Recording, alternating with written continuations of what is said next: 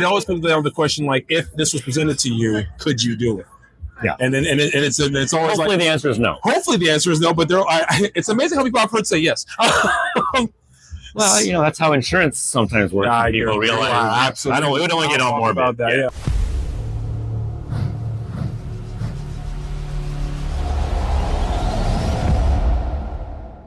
What's up, geeks? It's that guy, Tommy, and you may know this fine gentleman from a number of projects. I do not have time to list them all, but you may recognize his voice as the front man. Ladies and gentlemen, Mr. Tom Choi, how you doing today, sir? I'm doing great. Thank you so much for having me. Thank you so much for joining us here on the County City Geeks. We are thrilled to have you on the show, and it's just awesome to get to talk to you. Thank you. So, there's so much of your career I could ask you about, from Teen Wolf, Spider-Man, Mortal Kombat. But right now, one of the hottest things that's in media right now is Squid Game. Yeah. Could y'all have even predicted the enormous powerhouse in the game when it No. And this is insider knowledge here, but I remember when I started doing the voiceovers, sometimes they're like, yeah, this is whatever, right? But then when I was doing Squid Game, I was like, this is interesting. Right. I was like, I'm going to watch this. Yeah. And I don't say that to everything I do. Right. That's we can't watch everything we do. But this one, I was like, I'm going to watch this because it's so unique. Yeah. But I didn't realize how big of a deal it would become. Yeah. Yeah. Now, what do you think makes the fans connect to it? Because it really is something that just seems to have brought everyone together, and everyone finds their own way to connect. What do you think was that thing that brought everyone together with it? Well, like I was telling somebody earlier, it's kind of okay, they kill everybody, right? Yeah. So we don't have that much in common with that. However, why they go into agreeing to do Squid Game, everybody has a slice of that in their lives, right? Where they're put in a situation where they have to make a decision, or provide for their family, or just need to make money, or just are in a stressful situation. Yeah, and that's where the question becomes: how far will you go? Right. And I think a lot of people can relate to that. Absolutely. Yeah, definitely. It always comes down to the question, if this was presented to you, could you do it? Yeah. And it's always hopefully the answer is no. Hopefully the answer is no, but it's amazing how people I've heard say yes. Well, that's how insurance sometimes works. People realize. Absolutely. We don't want to get on more about that. Yeah, but okay. So, like I said, connection with people. When did you first see how big it got? What struck you as oh, this is huge now? It's funny. It's with social media and streaming, it works fast. Yeah. So when it was released, and it was a couple weeks after, and then everybody was just viral. Yeah. That's when you knew. Yeah. Yeah.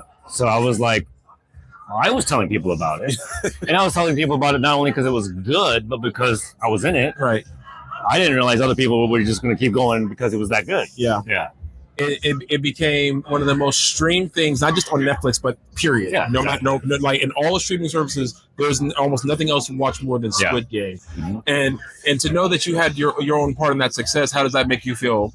It feels great. I mean, and the more and more I do it, the more and more my kind of role and my the coverage of it expands. I'm doing this character in Call of Duty games, on Domino's commercials. I'm doing it for a Squid Game challenge. I do it Twitch, so that's coming out. Yeah. And so it's grown into this thing for me.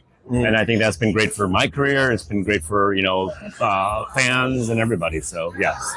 Speaking of fans, now that you're starting to do conventions and fests like this, what have been some of the most memorable experiences with fans that you've encountered so far? I mean, the fans are amazing, and that's why these things are worthwhile to go out to. I mean, obviously, I provide for my family with it. Absolutely. But at the same time, I wouldn't do it if it wasn't fun and felt meaningful. Right? Because a lot of times we're sitting at a table, and it's it could feel uncomfortable. Yeah. But you've got fans that just came out today, and they just made me this. That's so cool. That's a Mortal Kombat.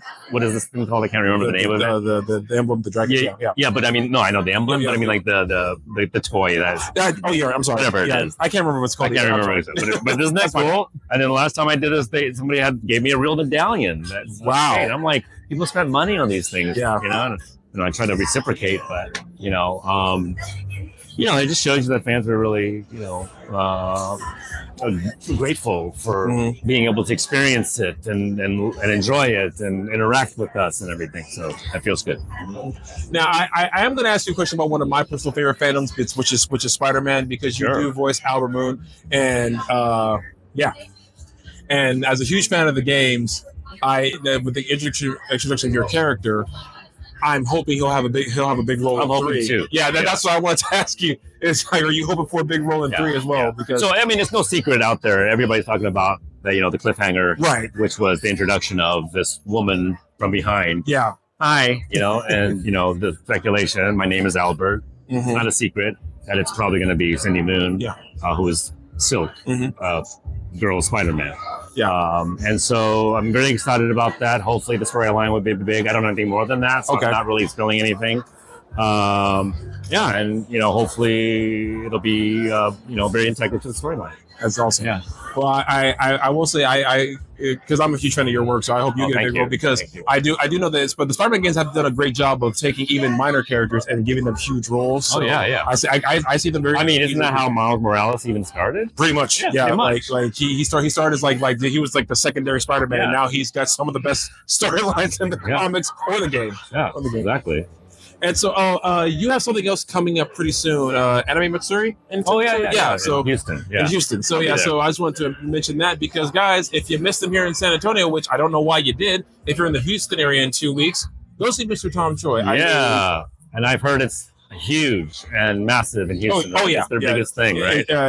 Houston gets all the other conventions that we don't, and I get a little jealous of them sometimes because I can't always get out to Houston, but it's awesome. Okay. It's a fun city for right sure. on. Yeah, so, come on out. Yeah, Mr. Choi, I want to thank you so much for your time. I really appreciate you sitting down and talking to me. And just congratulations on all your success. And I cannot wait to see what you do next. Thank you so much. As a fan, it's just a great honor to talk to you. And I cannot wait to see what happens. Right on. Thank you, sir, so much. Appreciate it.